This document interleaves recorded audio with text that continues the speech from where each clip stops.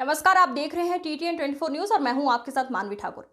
छुरिया विकासखंड के ग्राम पंचायत राना मचिया के आश्रित ग्राम छिंदराव के ग्रामीण आजादी के बाद ग्राम पंचायत के पदाधिकारियों को छोड़ कोई भी जनप्रतिनिधि इस गांव में नहीं पहुंचे। ग्रामीणों ने बताया, विकास के नाम पर सिर्फ एक सोलर पानी टंकी, आंगनबाड़ी, 100 मीटर सीसी रोड ही बना है। छिंदराव के ग्रामीणों ने जनपद पंचायत छुरिया के अध्यक्ष संजय कुमार सिन्हा को अपने गाँव आने का जनपद सदस्य श्रीमती जामुन बाई कंवर के माध्यम से निवेदन किया था। निवेदन को स्वीकार कर श्री सिन्हा और जनपद सदस्य जामुन बाई कंवर ने ग्राम छिंदराव की ओर निकल पड़े। ग्रामीणों ने पथरा नवा गांव के आगे चौक पर इकट्ठा होकर मौजूद रहे। अध्यक्ष और सदस्य से मुलाकात कर खुश हुए।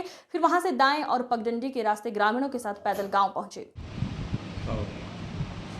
चलो छुरिया ब्लॉक के एक ग्राम है, छुरिया से 50 किलोमीटर दूर छिंदराव गांव है, जहां आज भी जो है कोई भी जनप्रतिनिधि आज़ादी के 50 साल बाद भी वहां उस गांव में नहीं पहुंचा। पहली बार है कि एक जनपद अध्यक्ष बनने के बाद संजय कुमार सिन्हा जो है उस गांव में पहुंचा। आज भी उस गांव में जो है मूलभूत सुविधा का अभाव है और उस गांव में सिर्फ पानी टंकी और आंगनबाड़ी केंद्र है और वहां पे जो है आदिवासी परिवार के लोग वहां पे निवासरत हैं। हम इसी विषय को लेकर संजय कुमार सिन्हा जी से चर्चा करना चाहते हैं और हम बात करेंगे। संजय जी, आपका स्वागत है। नमस्ते। नमस्ते सर। पहले मतलब आप उस गांव में पहली बार गए तो उस गांव में मतलब आपका जो है वहाँ पक्का रास्ता भी नहीं है, तो जाने में कुछ कष्ट। ये हमारे छुरिया ब्लॉक के वो अंतिम छोर है, बालूर जिला से लगा हुआ एक गांव है, राना मटिया ग्राम पंचायत है, उसका एक माजरा टोला है छिंदराव। और वहाँ पर हमारे जो जनपद सदस्य हैं जमुन बाई कंवर, उन्होंने निवेदन किए अपने को जाने के लिए वहाँ, और हम वहाँ गए। पगडंडी रास्ते से होकर के छिंदराव पहुँचे और वहाँ विकास के नाम पर सिर्फ एक पानी टंकी है और 100 मीटर लगभग का सीसी रोड है और एक आंगनबाड़ी जी, बस इतना ही मूलभूत सुविधा वहाँ है जी।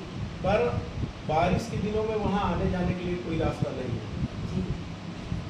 और खुद जा कर के हम देखे हैं, पैदल जा करके गांव पहुँचे। ग्रामीणों ने उस सत्तावास पथरा नवा गांव एक गांव है, वहां तक ही डामरीकरण सड़क है जी। और ग्रामीणों ने बताया कि आज़ादी के बाद ग्राम पंचायत स्तर के जनप्रतिनिधि के छोड़ बाकी कोई वहां पर नहीं पहुंचे। वहाँ पे स्वास्थ्य सुविधा ऐसी क्या है, मतलब मरीज अगर मान लो बीमार हो जाए तो उनको जो है इलाज के लिए ऐसा क्या सुविधा है? अभी गर्मी के दिनों में तो कोई दिक्कत नहीं है। यदि बारिश के दिनों की बात करें तो वहाँ बहुत दिक्कत है। यदि किसी को अचानक तबीयत खराब हो जाए या बीमार हो जाए या डिलीवरी के लिए ले जाने की आवश्यकता पड़े तो वहाँ पगडंडी रास्ता होने के कारण 4 पाई में लेकर डामर जो सड़क है वहाँ तक लाना ले जाना मतलब उनको होता है और उसमें बहुत दिक्कत होता है उनको, ये ग्रामीणों ने बताया। और वास्तव में रास्ता कहीं पर से भी आने जाने का नहीं है। और शिक्षा का व्यवस्था उस गांव में क्या है? वहाँ पे बच्चे होंगे उनके पढ़ाई के लिए, क्योंकि शिक्षा पे तो सबका अधिकार है, और तो उन बच्चों को जो है शिक्षा के अध्ययन के लिए कहाँ जाना पड़ता?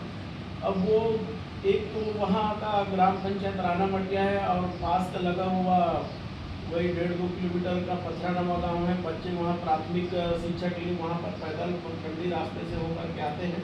दिक्कत तो बहुत है। और बीच में एक सरमोरा जो जलाशय है उसका अतिरिक्त पानी के लिए वहाँ पर एक बना हुआ है, वहाँ पर भी कोई पुल का मतलब सुविधा नहीं है, मतलब बहुत रास्ता ही नहीं है वहाँ पर। तो क्या मान सकते हैं कि मतलब जो है आज़ादी के 50 साल बाद भी उस गांव में जो है मूलभूत सुविधा नहीं पहुंचा, तो इसमें कहीं कहीं जनप्रतिनिधियों की नाकामी तो दिखाई दे रही है। अब जनप्रतिनिधि वहाँ तक क्यों नहीं पहुँच पाए ये समझ से परे है, क्योंकि गांव 15 से 20 परिवार के आदिवासी परिवार के लोग वहाँ निवास रहते हैं। अब जनप्रतिनिधि क्यों नहीं गया? हो सकता है कि गांव वालों ने जनप्रतिनिधियों तक अपना बात नहीं रखे होंगे या कोई राजस्व ग्राम भी नहीं है, तो क्यों ऐसा मतलब हुआ है ये समझ से परे है। लेकिन जैसे मुझे जानकारी हुआ और मैं 2-3 दिन के अंदर में वहाँ जा कर के पूरा हाल देखा हूँ और मौके से मैं जो हमारे कुर्जी का रेंजर है